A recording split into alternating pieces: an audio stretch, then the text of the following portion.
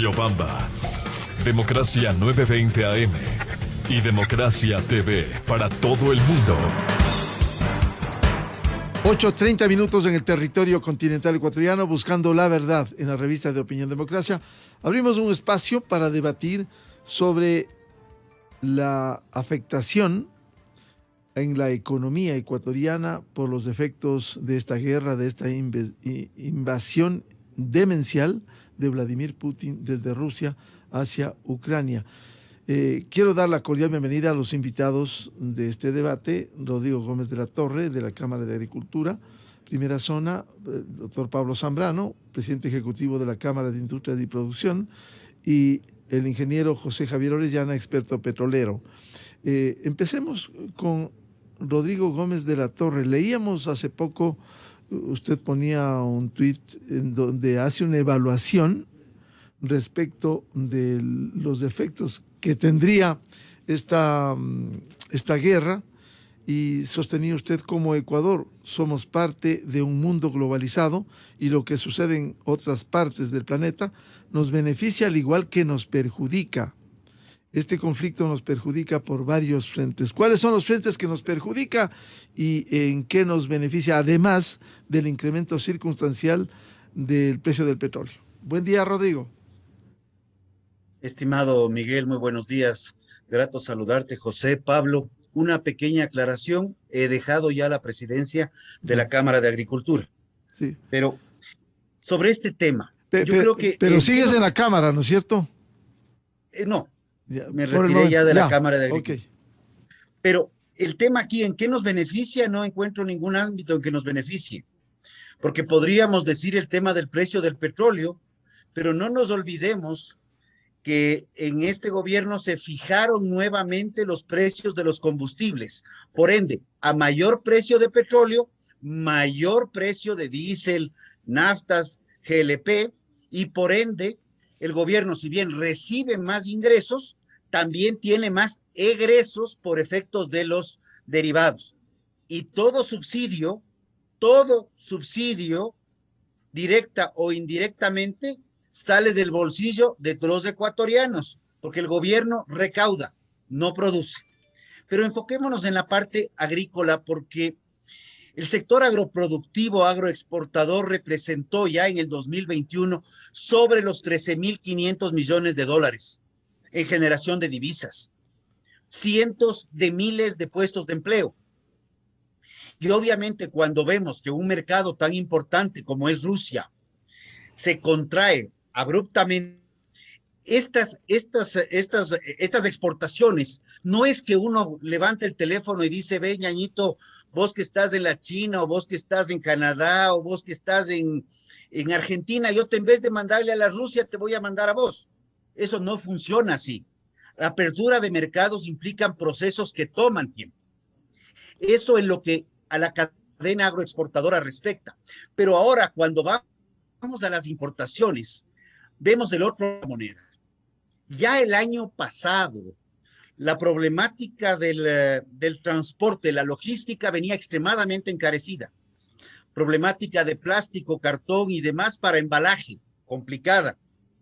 Pero adicional a esto, tanto Rusia como China habían tomado la decisión de que la gran masa de fertilizantes, siendo estos dos los principales productores mundiales de fertilizantes, principalmente urea, era para consumo interno, ya había generado un incremento de alrededor del 120% en los fertilizantes químicos que se requieren. Entonces ya el impacto estaba sintiéndose, y uno de los ataques de Rusia a Ucrania, y refuerzo tus palabras, Miguel, uno de los ataques demenciales de Rusia a Ucrania es precisamente a una planta de fertilizantes en Ucrania. Entonces hay un desbalance general, inclusive de otro tipo de materias primas. Entonces más bien tenemos afectaciones más que beneficios, en este caso particular de la guerra. ¿Qué piensa el doctor Pablo Zambrano, presidente ejecutivo de la Cámara de Industria y Producción, respecto de beneficios y el mayor perjuicio, además de este horror de la guerra y los muertos que está dejando la invasión de Rusia. Buen día, Pablo. Muchísimas gracias, Miguel. Muy buenos días. Un saludo a José Javier y a Rodrigo. Y también mi felicitación por el liderazgo que ha ejercido Rodrigo en la Cámara de Agricultura durante todos estos años y mi agradecimiento también como ecuatoriano por su trabajo en la dirigencia gremial. Mire, yo creo que beneficios, así como se lo ha afirmado ya, no existen. Realmente las afectaciones son muy graves. Vemos con muchísima preocupación cómo las cadenas de exportación del Ecuador están suspendidas, cómo esa producción, por ejemplo, en zonas que son absolutamente necesarias para el Ecuador para que sigan produciendo, como es la Sierra Central, en el caso de las flores, en la costa, el tema del banano, el tema de la pesca, sin duda se ven afectadas zonas, producción y empleo. Entonces, este es un círculo vicioso en el que estamos cayendo y sin dudas hacemos todos los votos para que se pueda solucionar este conflicto lo más pronto posible. Las implicaciones ya fueron explicadas, por ejemplo, por parte de Rodrigo, en el tema de los insumos que provienen de Rusia, que es uno de los más grandes productores de gas en el mundo. El 17% de todo el gas que se produce en el mundo lo genera Rusia. El 12% del petróleo también lo genera Rusia, el 12% de los fertilizantes a nivel mundial, el 10% del trigo, el 6% del níquel, el 6% del aluminio. Entonces, este es un tema realmente muy complicado que lo que está generando es una serie de efectos dominós. Vivimos en un mundo interdependiente. ¿Qué quiere decir esto? Que los estados necesitamos los unos de los otros en temas de producción. Así como nosotros exportamos banano, camarón, flores a esta zona, que es la zona llamada Eurasia, que es un mercado muy importante. Miguel, estábamos próximos a iniciar conversaciones para un acuerdo comercial con Rusia. El gobierno lo había anunciado así hacia finales del año anterior, en el último trimestre del año 2021. Y mire usted cómo todas estas situaciones lo que están ocasionando es una paralización. ¿Qué ocurre con la industria nacional? La industria nacional también se ve afectada porque incluso todo el tema logístico, las cadenas logísticas nuevamente sufren otra afectación. Ya veníamos muy mal con el tema logístico y el tema logístico lo que produce es un incremento, una carestía de los costos de transporte de los fletes. Por lo tanto, todo el tema sin duda genera pérdidas y perjuicios y muy lamentablemente estamos en medio de esta guerra que además toda guerra es absurda. Esta aún tiene más ribetes de un absurdo total y realmente la producción se está afectando. Vamos a vivir en el mundo, ya se está viviendo los efectos colaterales de esto con una inflación y Ecuador no puede ser ajeno a esto. Muy lamentablemente van a haber incrementos también de costos producto del alza de las materias primas, de los costos de los fletes, el petróleo. Es un arma de doble filo porque justamente tenemos que importar también naftas que se producen de la refinación del petróleo para mezclarla con los productos que salen de nuestras refinerías. Entonces, realmente la situación es muy compleja, muy difícil y esto debería arreglarse lo más pronto posible con la intervención de las Naciones Unidas, de los países europeos, para que bajen las tensiones en un cruento conflicto que ya ha cobrado más de 7,000 vidas según los últimos reportes. El clamor general en el planeta es parar esta guerra que ha emprendido Vladimir Putin con la invasión a Ucrania. Bienvenido a José Javier Orellana, experto petrolero. A ver, si bien sube el precio del petróleo, anoche cerró el WTI referente al Ecuador en $123.7 del barril. Sin embargo, también las importaciones de los derivados suben evidentemente. ¿Cuál es ese balance que hay entre lo uno y lo otro? Buen día, José Javier. Por favor, el audio. Por favor, el audio, José Javier. Sí, buenos días, Perfecto. Disculpe, buenos días a los contertulios, buenos días al público que nos escucha atentamente. Muchas gracias por la invitación. A ver, en este momento está en $120 el West Texas Intermediate, lo bajó esta mañana. Para el Ecuador, el cálculo que se está haciendo es que por cada $10 del precio adicional sobre el presupuesto, del precio del de canasta Ecuador, porque tenemos básicamente dos tipos de petróleo, los ingresos a la cuenta T, al gobierno central, son de $500 millones.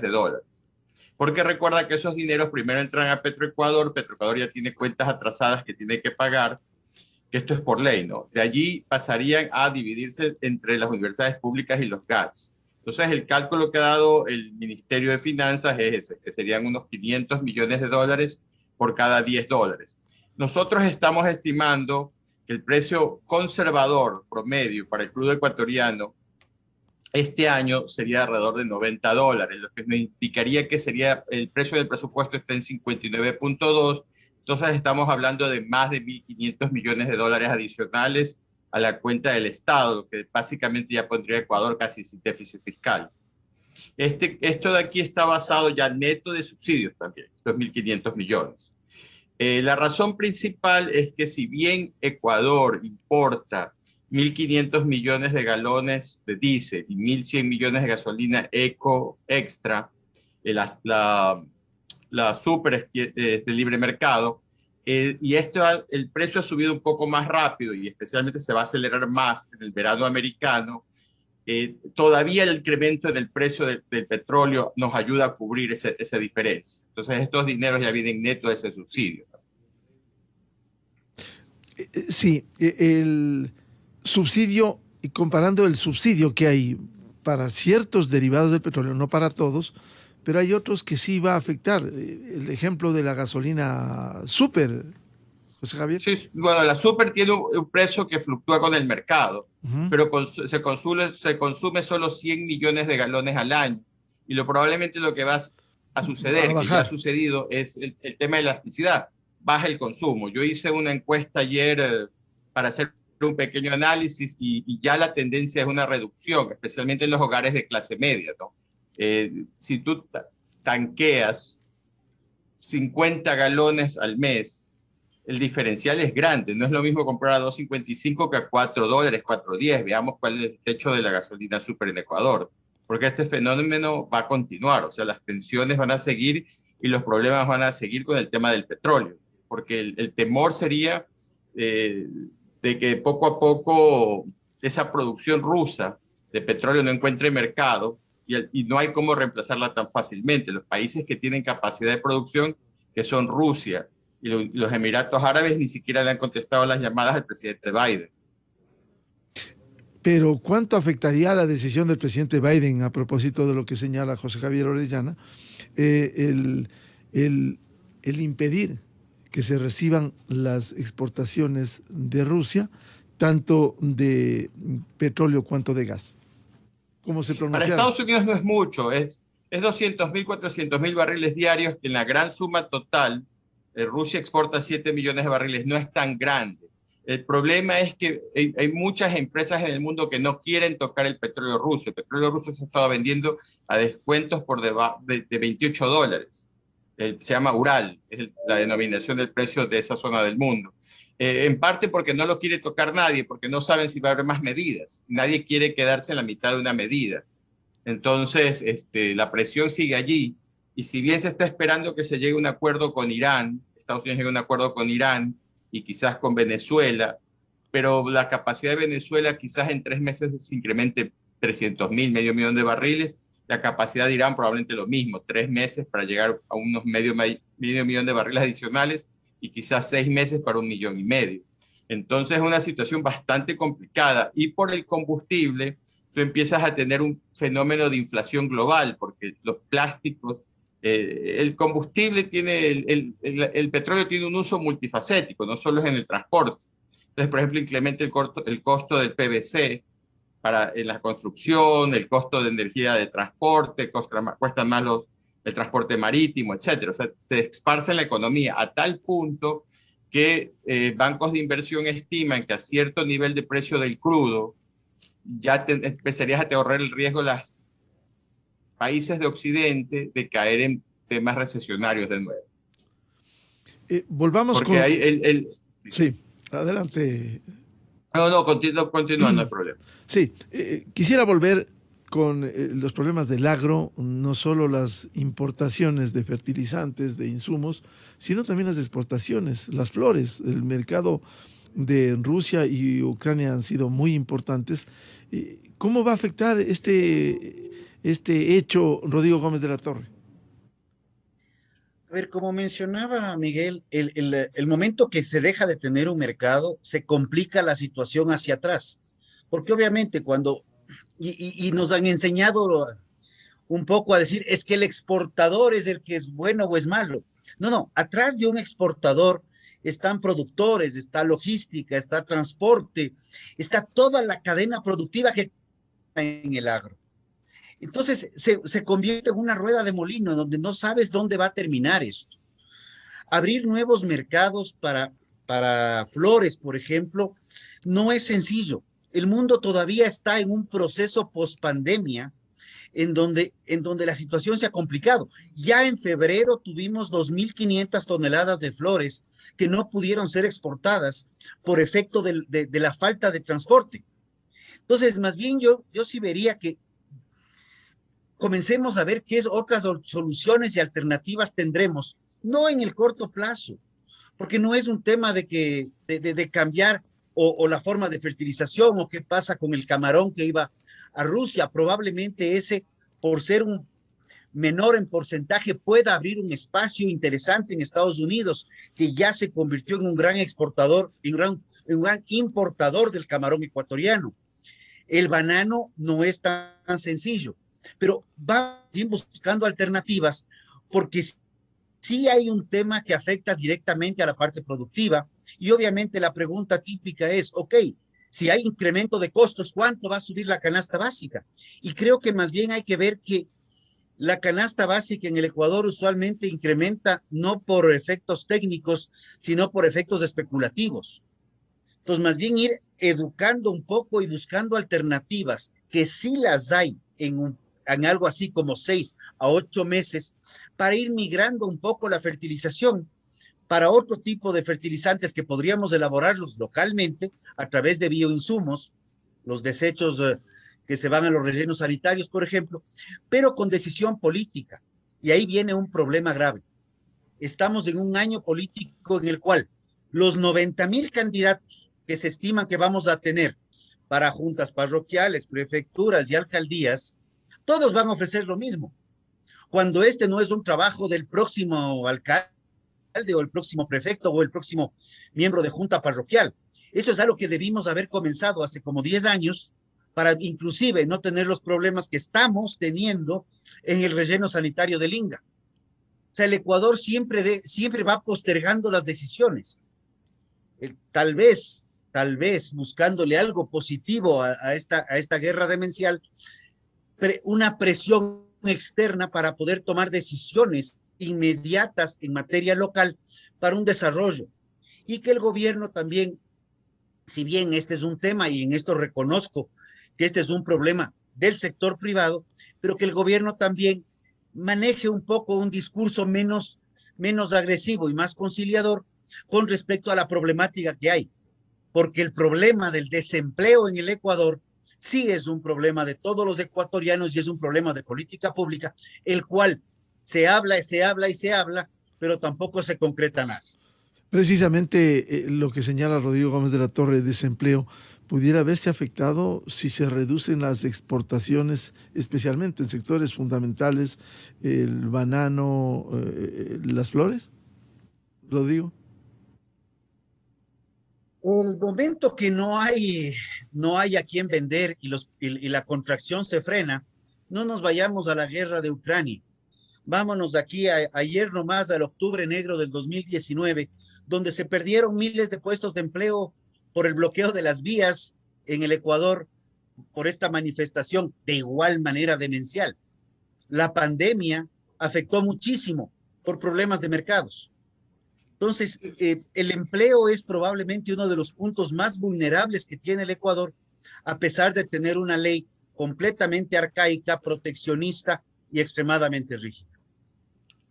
Doctor Pablo Zambrano, muy difícil buscar nuevos mercados frente a esta reducción de las exportaciones de sectores fundamentales como el banano y las flores.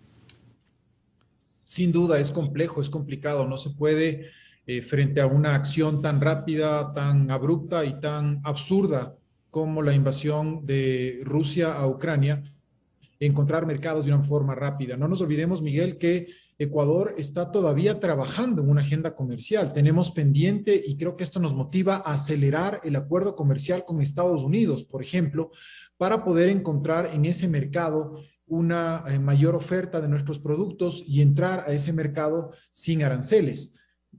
Conseguir o concretar y consolidar, más aún, un mercado es una tarea que puede tomar varios meses, varios años para poder generar este objetivo. Sin embargo, mire usted lo que está ocurriendo.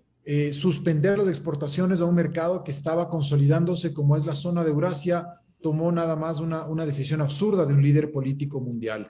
Por lo tanto, estamos trabajando nosotros como sector privado con el ministro de la Producción. Nos hemos reunido ya en algunas ocasiones desde que estalló la crisis, por lo menos en 3 ocasiones, en miras a encontrar fórmulas de solución que permitan aliviar todos estos problemas que está sufriendo sobre todo el sector exportador. Pero ya lo mencionaron, ya lo mencionó Rodrigo Gómez de la Torre.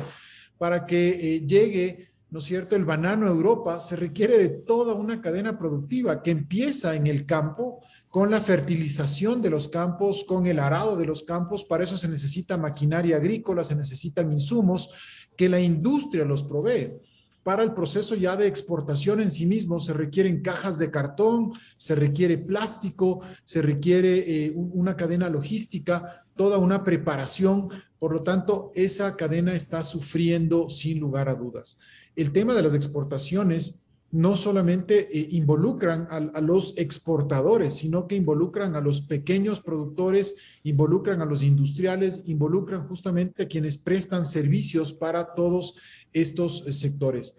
Un tema que no es menor es cómo se está afectando la cadena de pagos.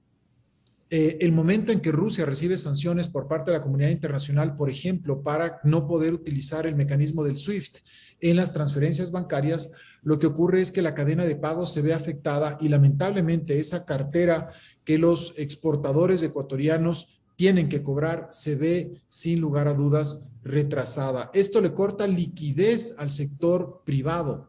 ¿Qué hemos hecho como sector privado? Hemos solicitado búsqueda de líneas de crédito. No estamos pidiendo facilidades o no estamos pidiendo que se nos regale nada, sino que existan facilidades de crédito para que no se vea afectadas estos sectores productivos que generan una inmensa mano de obra. Usted le preguntaba justamente antes en el último bloque a Rodrigo sobre la afectación del empleo. La afectación del empleo se puede dar porque no vamos a tener materias primas, no vamos a tener exportaciones en los volúmenes que teníamos a esos mercados que son tan importantes. Es que esta es una situación que nos tiene que llamar a la reflexión como país para trabajar en una agenda de competitividad con seriedad, con consistencia y lograr de esa manera mejorar la posición productiva del Ecuador. Cuando el sector privado, cuando nosotros desde la Cámara de Industrias y Producción, desde el Comité Empresarial Ecuatoriano, desde la Federación de Industrias pedimos mayor competitividad, no lo hacemos para incrementar los rendimientos finales de los accionistas de las empresas, no, lo hacemos justamente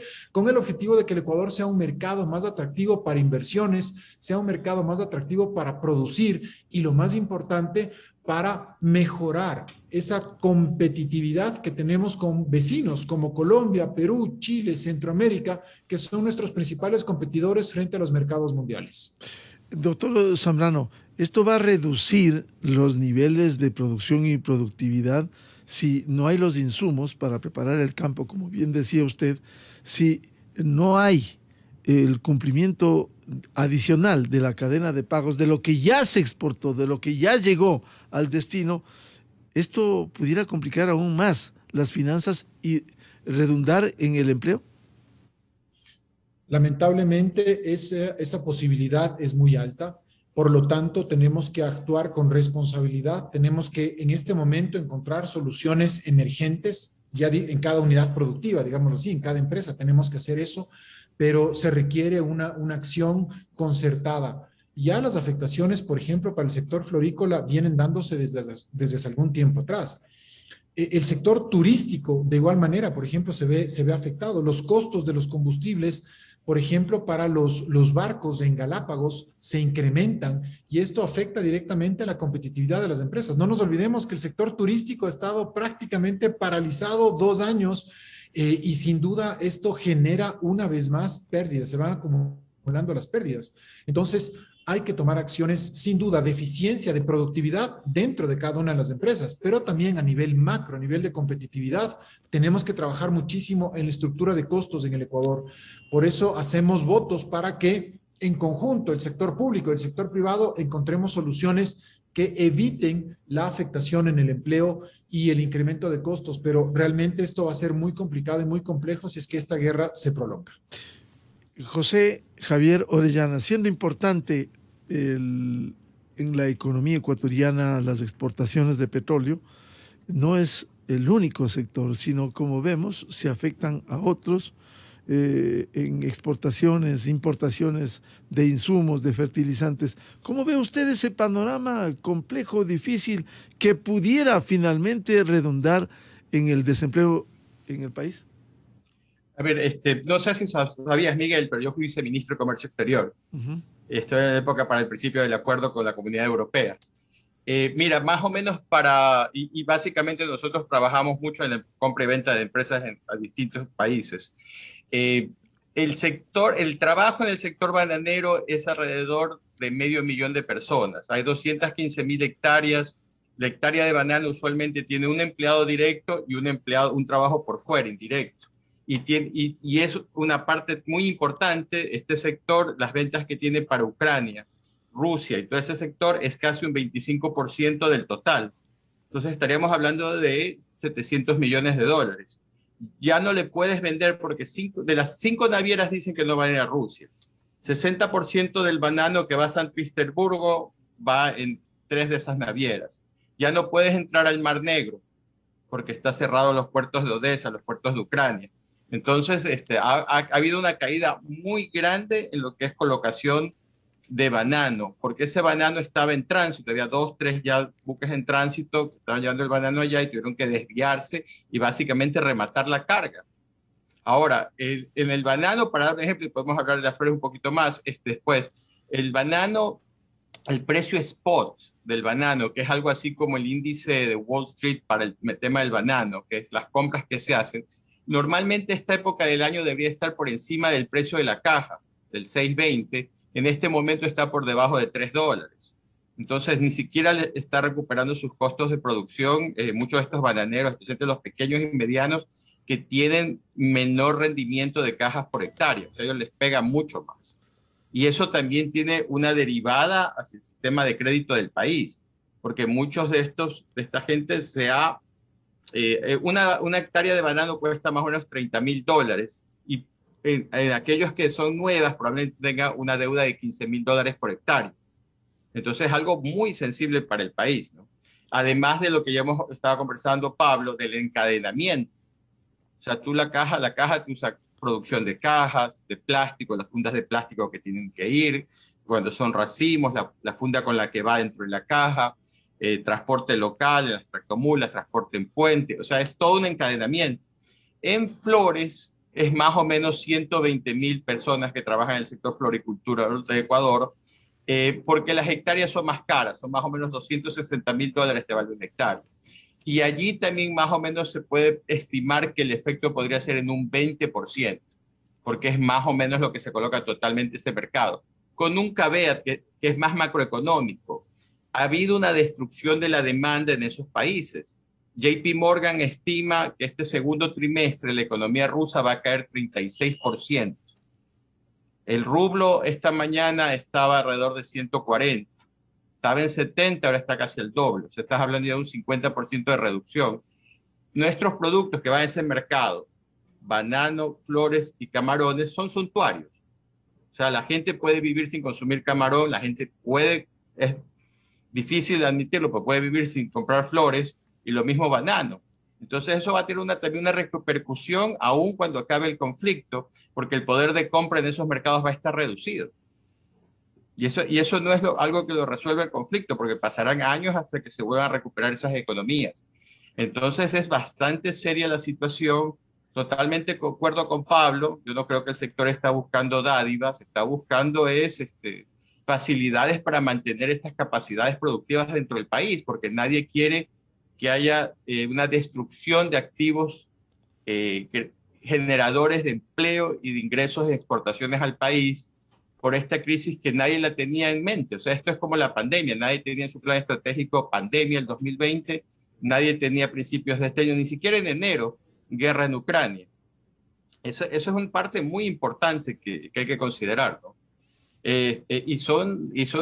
No son empleos recuperables, ¿no? Estamos hablando de que la inversión en una de estas empresas, de estas hectáreas, es grande, y una vez que dejó de producir, esa capacidad se va perdiendo muy rápidamente. Volvemos a hablar y quiero plantearles a los tres invitados agenda de competitividad. Tanto hemos hablado de esto.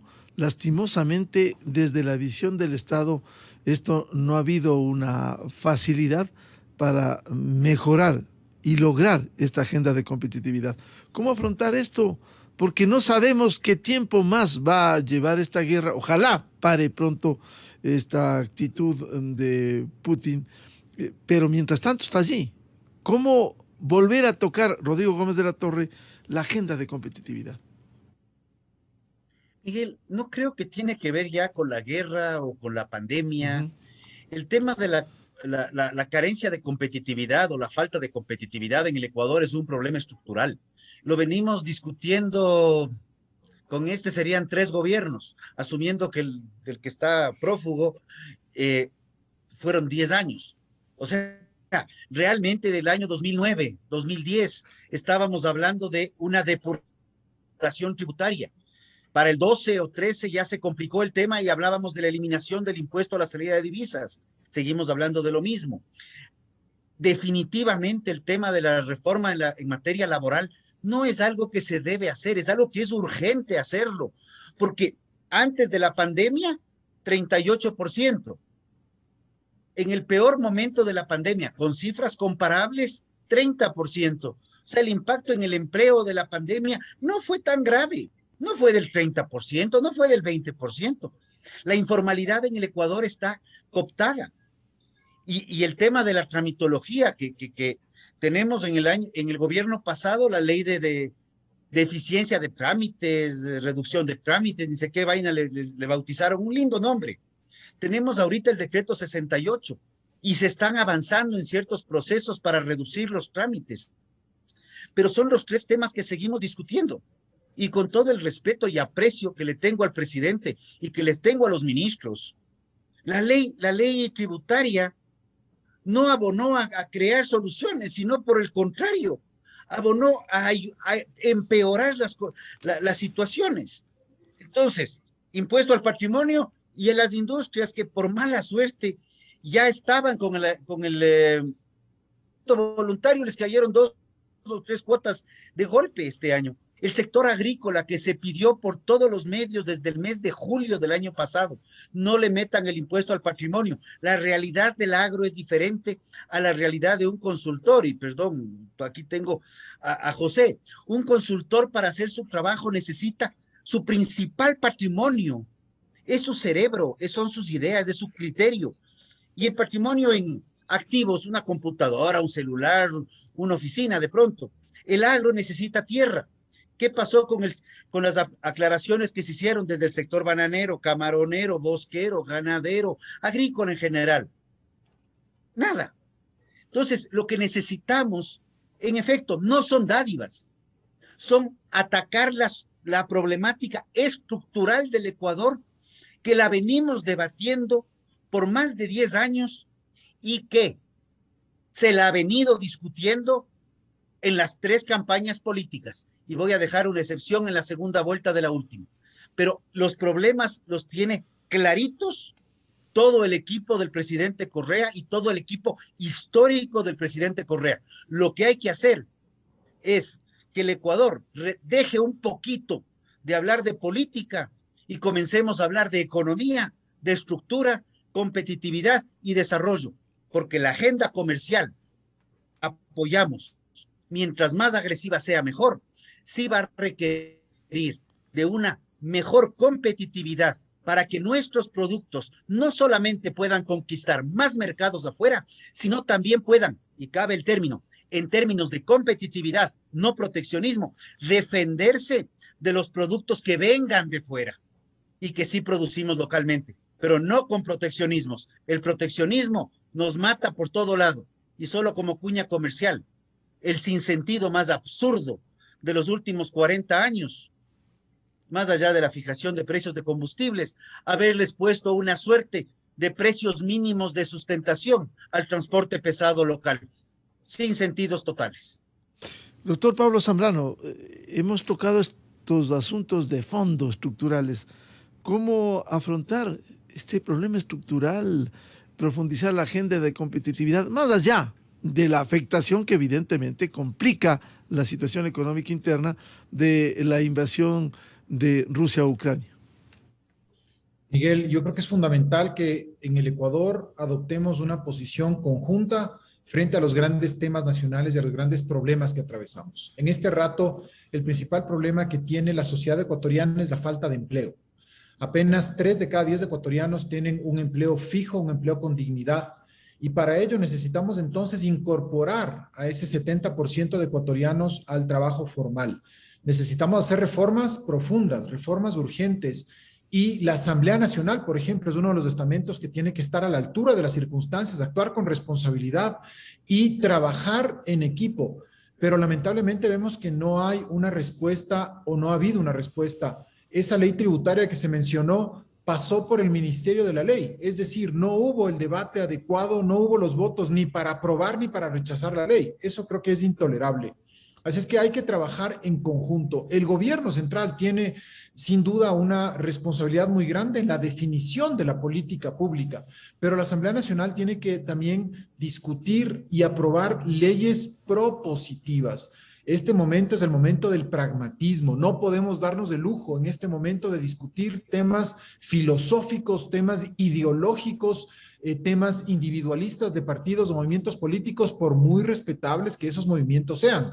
Es momento del pragmatismo. Este año, el año 2022, tiene que ser, debe ser el año de la recuperación económica después de los magros resultados que hemos recibido en el año 2020 y 2021. Doctor Zambrano, y uno de los temas sería la reforma laboral, que sigue pendiente, no sabemos el destino, hay incertidumbre frente a ello.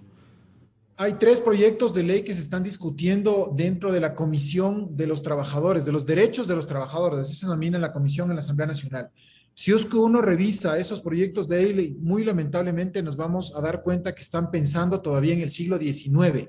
Y eso, estamos en el siglo XXI, estamos en la 4ª revolución industrial, estamos atravesando una situación tan compleja en la cual las dinámicas laborales han cambiado absolutamente.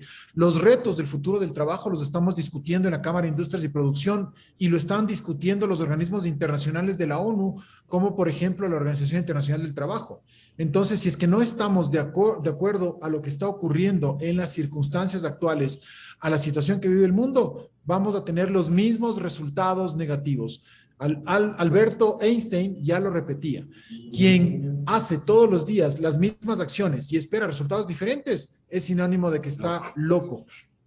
Efectivamente, no se puede esperar resultados diferentes si seguimos haciendo las mismas cosas. José Javier Orellana, ¿cómo afrontar de nuevo? Hemos partido de los efectos de la invasión demencial de Putin de Rusia a Ucrania, pero volvemos a tocar los temas estructurales del país. ¿Cómo armonizar una agenda de competitividad, pero primero lograr esta reforma estructural en el Ecuador? A ver, yo considero que, por ejemplo, es extremadamente importante ahorita la agenda de acuerdos comerciales. Y no solo Estados Unidos, que es un país que conozco muy bien, sino también Canadá, Corea del Sur, Japón, recuperar mercados. Como bien dijo Pablo y también lo dijo Rodrigo, había un plan de hablar con la Federación Rusa, porque con la Federación Rusa tenemos un superávit de $1.000 millones de la parte comercial. No solo por el hecho de exportaciones, sino también para reducir el costo de las importaciones, porque se nos viene vía importaciones una elevación en los costos que va a afectar a la economía ecuatoriana, porque el acero ha subido, el aluminio ha subido, el cobre ha subido, el plástico ha subido, el fertilizante ha subido, ya el trigo ha subido, el maíz va a subir. El trigo subió al punto que tengo entendido que ayer había gente protestando Carondelet, panaderos que querían un alza al precio del pan, porque claro, esta zona del mundo es una gran productora de trigo, del área de Ucrania y de Rusia. Lo mismo va a pasar con el precio del maíz y eso te va a afectar toda la cadena de proteína, de balanceado, porque también la soja está elevándose. Mucha de la alimentación de balanceado está basado en la harina de trigo, maíz y soya.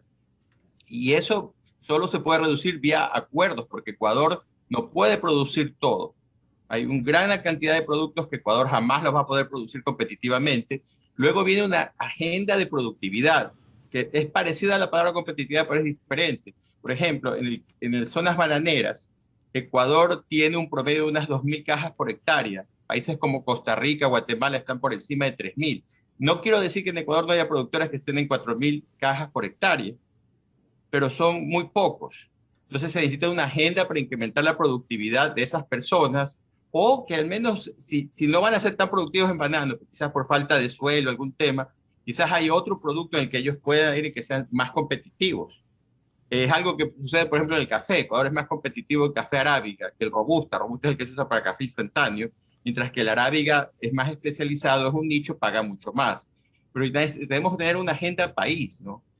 Como mis contertulios indican, no se escucha nada de la asamblea. O sea, es como que viviéramos en dos países aparte, ¿no? Los que queremos producir estamos preocupados en temas y parece que los políticos están en otros temas. Y también un tema de comunicación, como lo dijo Rodrigo, ¿no? Hay formas para decir ciertas cosas, ¿no? Y esto me refiero a conversaciones con sectores exportadores sobre el tema de Rusia y Ucrania, que hay que sentarse a escuchar, porque es mucho, uno empieza a ver los problemas y los ve en el primer orden, pero estos problemas tienen segundo orden, tercer orden. Por ejemplo, el banano es un producto de mucho volumen, entonces hace que se reduzca el costo de los contenedores que vienen de Ecuador, que parten de Ecuador hacia otras partes del mundo. Y eso ayuda a que los fletes sean más baratos. Si tú pierdes volumen de exportación de banano, probablemente los fletes suban, porque es un gran atractor de muchos contenedores, aunque el valor por contenedor es mucho menor.